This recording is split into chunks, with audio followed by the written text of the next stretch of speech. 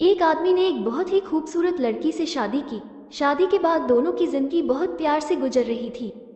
वो उसे बहुत चाहता था और उसकी खूबसूरती की हमेशा तारीफ किया करता था।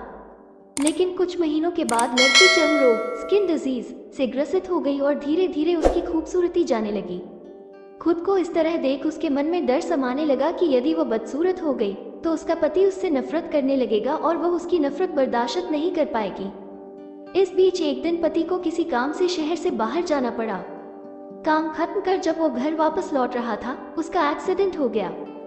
एक्सीडेंट में उसने अपनी दोनों आंखें खो दी, लेकिन इसके बावजूद भी उन दोनों की जिंदगी सामान्य तरीके से आगे बढ़ती रही। समय गुजरता रहा और अपने चर्म रोग के कारण लड़की ने अपनी खूबसूरती पूरी तरह गंवा दी। वो बदसूरत हो गई, लेकिन अंधे पति को इस बारे में कुछ भी पता नहीं था, इसलिए इसका उनके खुशहाल विवाहित जीवन पर कोई प्रभाव नहीं पड़ा। वो उसे उसी तरह प्यार करता रहा। एक दिन उस लड़की की मौत हो गई। पति अब अकेला हो गया था। वो बहुत दुखी था। वो उस शहर को छोड़कर जाना चाहता था। उसने अंतिम संस्कार की सारी क्रियाविधि पूर्ण की और शहर छोड़कर जाने लगा। तभी एक आदमी ने पीछे से उसे पुकारा और पास आकर कहा, अब तुम बिना सहारे के अकेले कैसे चल पाओगे? इतने साल तो तुम्हारी पत्नी तुम्हारी मदद किया करती थी।